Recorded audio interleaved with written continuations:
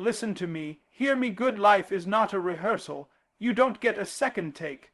The clock is ticking, and time, my friend, is moving forward whether you're ready or not, whether you're focused or distracted, whether you're building or watching. Time is moving.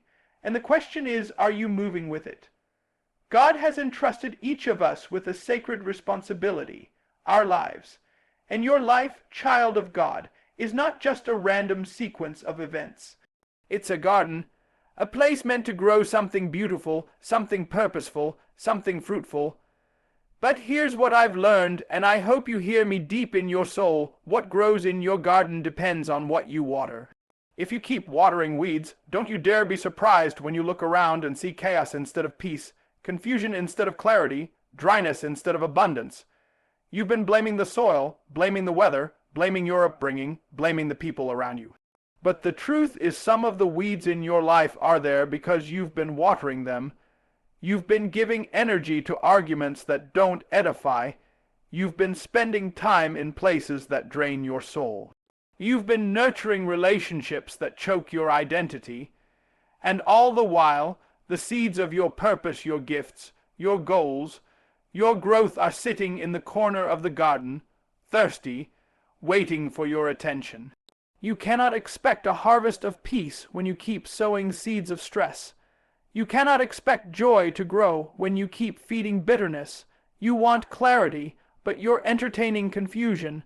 You want elevation, but you keep hanging out in low places. The garden of your life will never flourish if you continue to invest in what's killing you. It's not that you don't have good soil. It's not that you're not gifted. It's not that God hasn't planted greatness in you. But if you water weeds, if you continue to feed your fears, your insecurities, your distractions, they will overtake the garden. Because weeds don't need permission to grow. They just need neglect. You leave your values unguarded, weeds show up. You leave your time unmanaged, weeds show up. You stop praying, stop learning, stop growing, weeds show up. Not because God cursed your garden, but because you allowed the wrong things to grow. Let me tell you this, your focus is fertilizer. Whatever you focus on, you grow. Focus on bitterness, and resentment will grow. Focus on comparison, and jealousy will thrive. Focus on lack, and scarcity will dominate your thinking. But focus on healing, and wholeness will emerge. Focus on discipline, and success will follow. Focus on gratitude, and peace will multiply. Some of you are wondering why you're stuck, not because you don't want better, but because you're still entertaining the very things that are keeping you from it. You can't move forward while holding hands with what's holding you back. You're trying to grow a rose while giving your energy to thorns. You're planting purpose but watering pain. That won't work.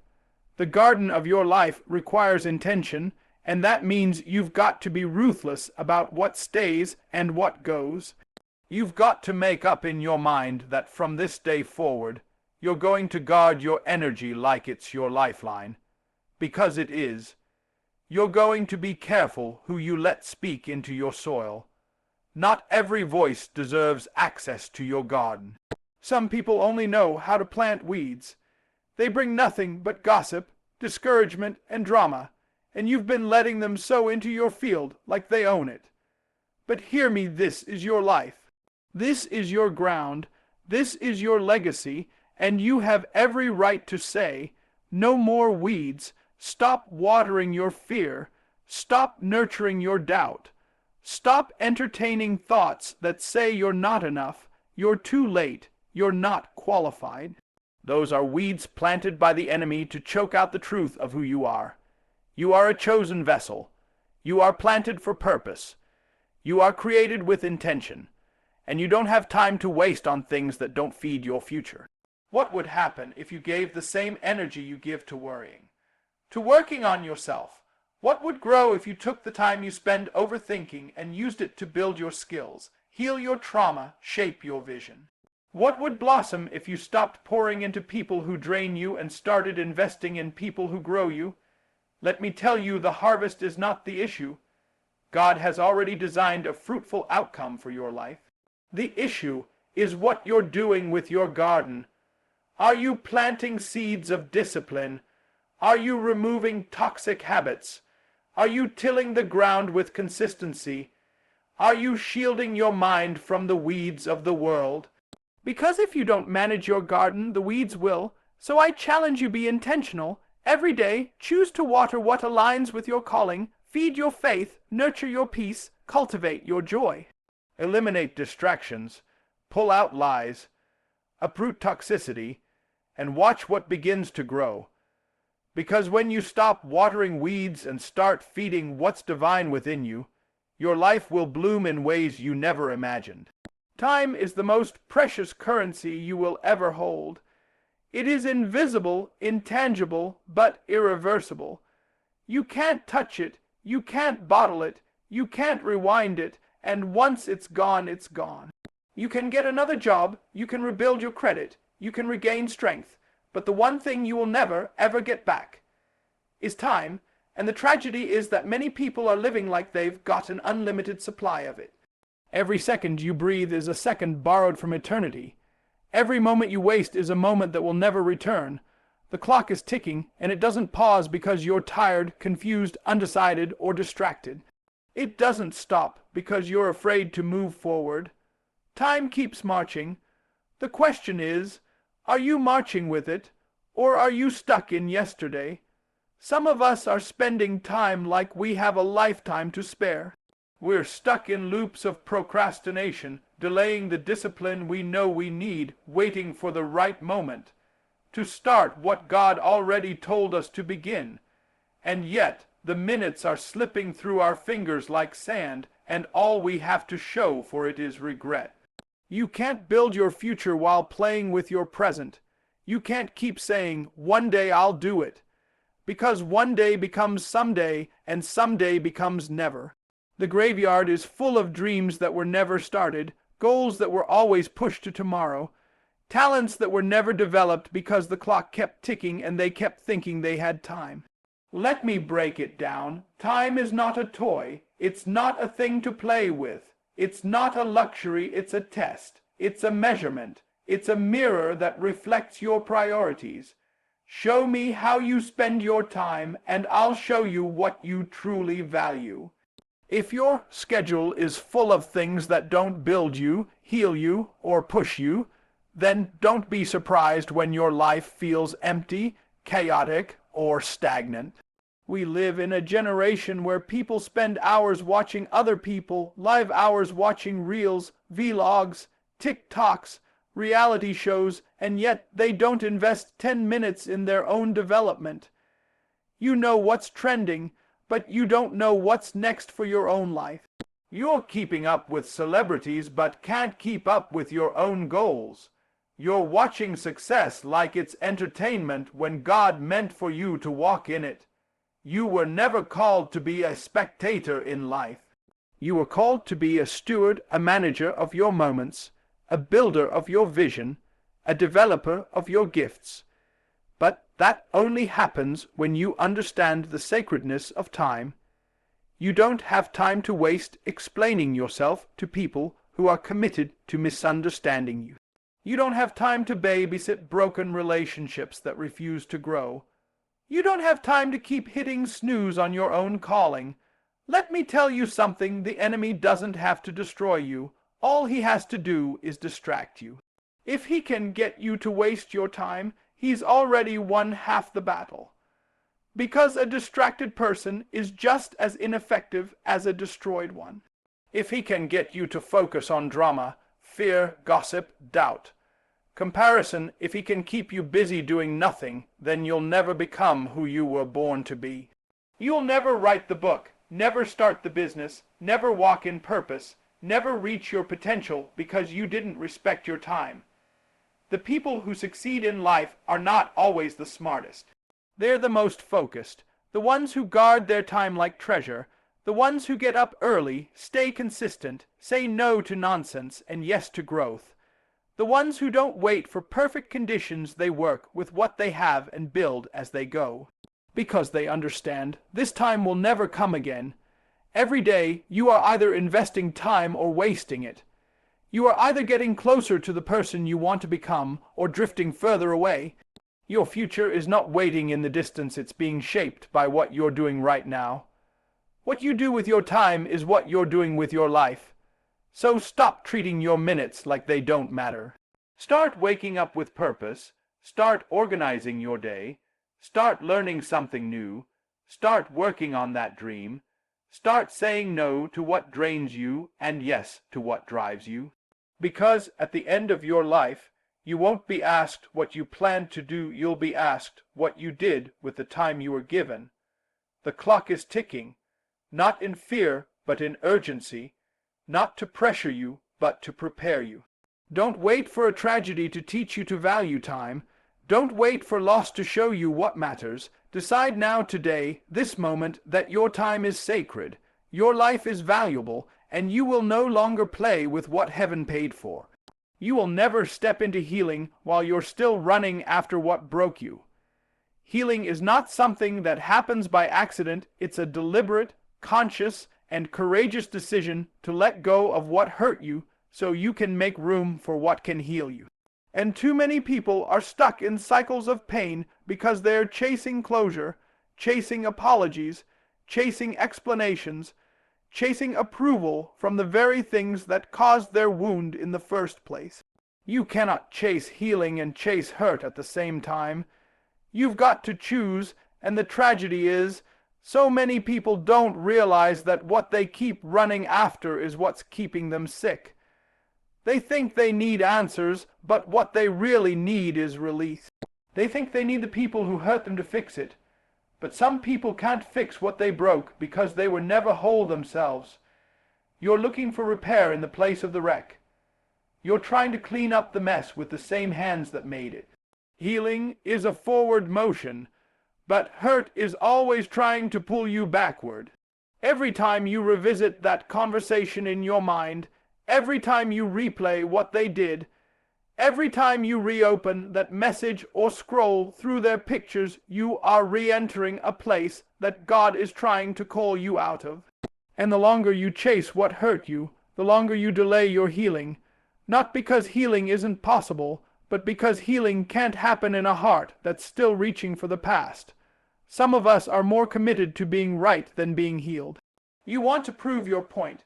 You want to make sure they know they were wrong. You want your pain validated by the people who invalidated you. But hear me, you don't need their apology to be free. You don't need their permission to move on. Your healing is not in their hands. It's in God's, and it's in yours, too, through the power of release. You see, the longer you hold on to resentment, the longer it holds on to you. It doesn't just live in your memories, it starts living in your decisions. It leaks into your trust. It clouds your joy. It poisons your peace. Unhealed pain doesn't stay quiet. It becomes the voice in your head that tells you you're not enough. It becomes the fear that keeps you from trying again. It becomes the weight that holds your future hostage. That's why healing starts when you stop chasing. Stop trying to fix what's already finished. Stop looking for love in people who never learned how to love themselves. Stop waiting for people to recognize your worth when God already crowned you with value. Stop searching for validation in places where you were only ever tolerated, not celebrated. You can't run after healing while dragging chains from your past. It's time to cut the cord, not in bitterness but in boldness, not because you don't care anymore, but because you care too much to stay stuck. There comes a moment when you have to say, I may not have gotten the closure I wanted, but I'm choosing the peace I need. That's what healing looks like. That's what growth feels like. And sometimes healing means being misunderstood. Sometimes it means not explaining yourself. Sometimes it means walking away when your heart still has questions, because you understand that your freedom is more important than their clarity. They may never understand what they did. They may never see how they hurt you. But that's not your responsibility. Your responsibility is to heal, to grow, to break the patterns so your children don't have to carry your pain as their legacy. The reality is, you will never find your future in what fractured your soul. Healing is forward, restoration is forward, wholeness is forward, but that forward movement only begins when you stop running backward. Every time you go back to what hurt you, you rob your future of strength. You bleed on the blessing that was meant to save you, and you delay the destiny that's waiting on the other side of your decision. This is not about forgetting what happened. This is about refusing to let what happened define what happens next. You can honor your past without living in it. You can grieve what you lost without forfeiting what you still have. And you can rise from what broke you not by chasing what hurt you, but by choosing to heal in spite of it. Your healing won't come by accident. It comes when you draw the line, when you stop calling them, stop checking for them, stop measuring your value through their opinion. It comes when you pray not for revenge, but for release. When you stop asking, why did they do it? And start asking, what is God trying to grow in me through it? Let me tell you something, you are not what they did. You are not your worst memory. You are not the pain that tried to define you. You are what you decide to do with it. So don't let your history hold your healing hostage. Don't let the past dictate your future. Don't let broken people stop you from becoming whole. There comes a point in your journey where you must understand that elevation requires separation. Destiny demands discretion, and purpose real God. Given purpose will always demand privacy. Not because you're better than others, but because what's inside of you is too sacred to be exposed to noise. Too precious to be handled by careless hands. Too important to be delayed by company that was only meant to walk with you for a season, not for a lifetime. Everybody can't go with you. You can love them. You can thank God for what they meant. You can honor the role they played. But hear me, not everyone has the capacity to carry what you're called to build. Some people were never meant to understand your vision. Some people can't handle your growth. And some relationships will collapse the moment you try to carry them into a place they were never assigned to be. We waste time trying to drag people into dimensions they were never prepared for. You're frustrated not because God isn't moving, but because you're trying to take someone with you who doesn't want to grow. You're watering dead roots, trying to convince people to believe in what God already confirmed. You're sharing blueprints with people who have no intention of building, and every time you do, you delay what God is trying to do in you. Let me tell you something. Divine purpose is not a group project. It's a personal responsibility. It's not up for popular vote. It's not subject to public opinion. It's not dependent on the approval of friends or family or followers. When God gives you purpose, He gives it to you, not them. That means your path might look different. Your discipline might feel lonely. Your obedience might not be understood. But don't you shrink your calling to make people comfortable. Don't you dim your light just because it's too bright for small minds. Sometimes privacy isn't isolation, it's insulation. God will pull you back not to punish you, but to prepare you. He'll strip away the noise so you can hear Him clearly. He'll reduce your circle so He can increase your focus. He'll close doors so you stop relying on crowds and start depending on Him. And yes, it'll feel lonely. Yes, it'll feel quiet. Yes, it'll hurt when people walk away or don't support you, but that silence is sacred. That solitude is strategic.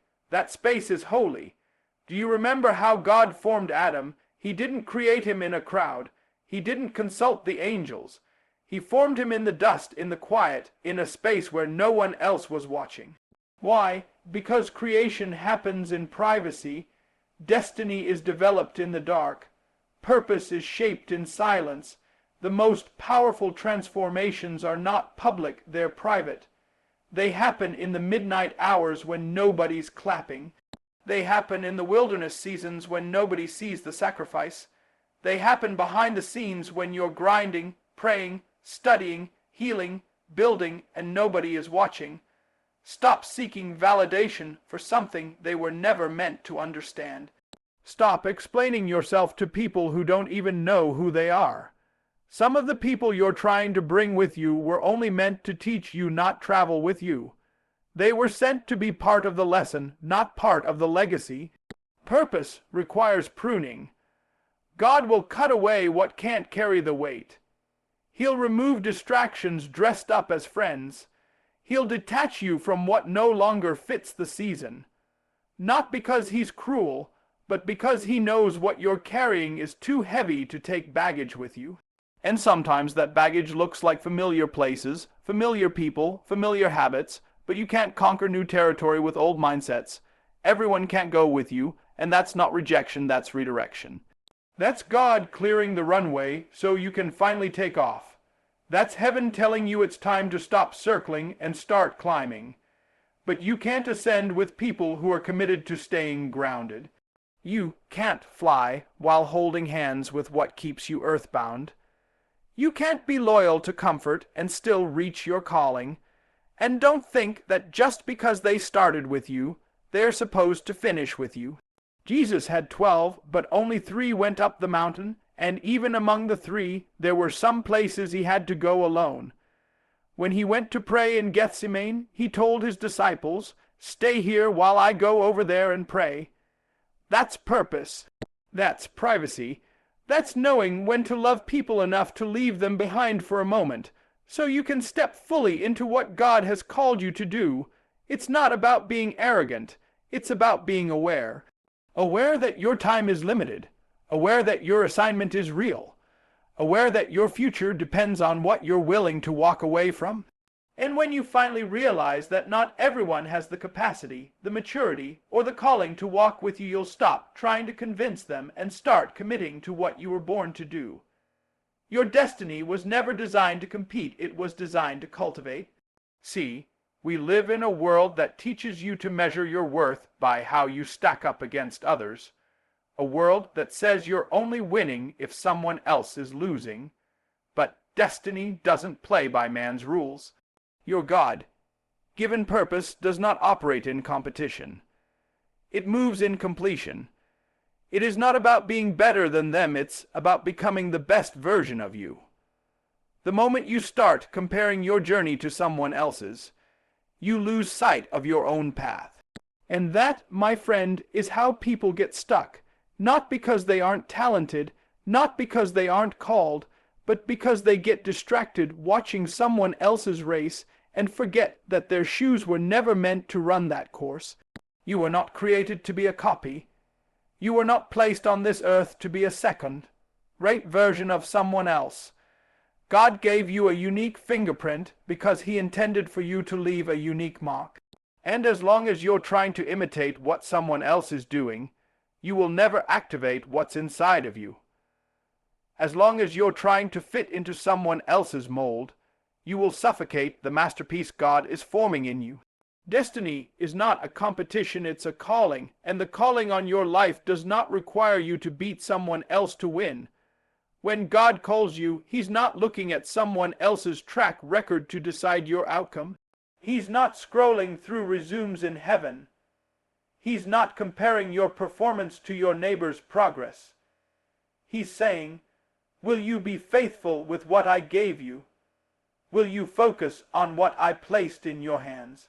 When you start focusing on your own lane, when you stop looking sideways and start looking upward, something changes. You stop being envious, you stop being anxious, you stop being distracted, and you start cultivating. You start pouring into your gift. You start sharpening your mind. You start developing your character. You start building something meaningful instead of chasing something temporary. But as long as you're in competition, you won't cultivate. Because competition breeds insecurity. It makes you feel like no matter what you do, it's not enough because someone else is always doing more. It robs you of peace, it steals your joy, and it blinds you to your own progress. You're winning, but don't even know it because you're too busy staring at someone else's highlight reel. God doesn't bless comparisons, he blesses commitment. He honors faithfulness. He increases what you cultivate. If you take what he gave you and work it, grow it, invest in it, protect it, he'll multiply it. He'll expand it. He'll anoint it. But you can't multiply what you don't cultivate.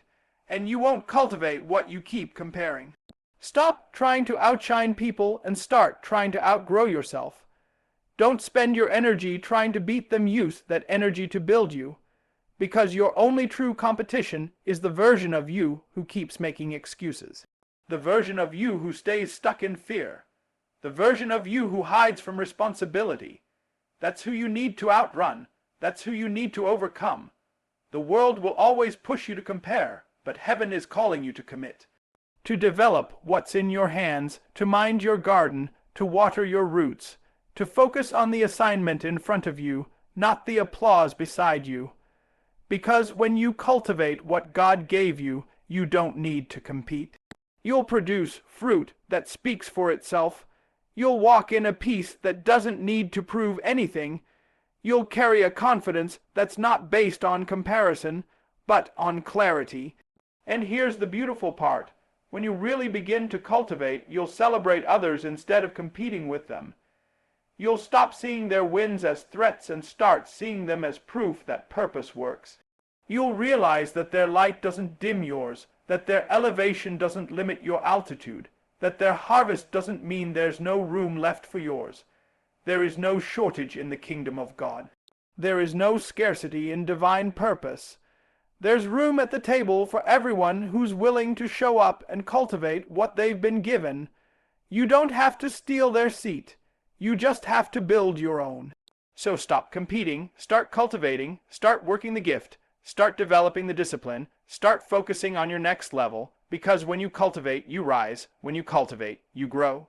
When you cultivate, you align with the rhythm of heaven, a rhythm that doesn't rush, doesn't compare, and doesn't compete. It simply produces. Destiny is not about winning against others. It's about winning over the distractions, the fears, and the lies that tell you you're not enough. You don't have to be the best, you just have to be faithful. And when you are, God will take what you cultivate in private and use it to change lives in public. Let me leave you with this: your life is too precious, your time is too limited, and your calling is too important to be wasted on things that don't grow you. You are the caretaker of your life's garden. You decide what stays and what goes. You decide what gets watered and what gets uprooted. Stop wasting your energy on weeds, people, habits, and thoughts that choke your growth. You were never meant to live entangled. You were meant to bloom. The clock is ticking, and it doesn't wait for your fear, your indecision, or your distractions. Time is not a toy. It's a test. It's a trust. It's a one-time gift. And if you keep wasting it trying to please people, prove yourself, or fix what God told you to leave, you will wake up one day full of regret. You don't get forever, you get now. And what you do with your now determines everything about your next. You can't heal if you're still chasing the pain. Some of you are looking for closure when God is offering you healing. You're looking for answers when God is giving you the invitation to move on. Stop chasing what hurt you. Stop returning to what broke you. Healing begins when you turn the page, even if the chapter didn't end the way you wanted. Purpose isn't loud, it isn't flashy, it's focused. It requires privacy. Everybody can't go with you. You can't take every friendship, every opinion, every voice into the next level. This is the season where you must protect your space, guard your peace, and walk in silence if you have to. Because what God is building in you is too sacred to share with everybody. It's not personal, it's purposeful. And remember this: you were never designed to compete, you were born to cultivate. Stop watching what they're doing. Stop measuring your worth by their success. Focus on your own field, your own gift, your own assignment. Your destiny is not in competition, it's in your commitment.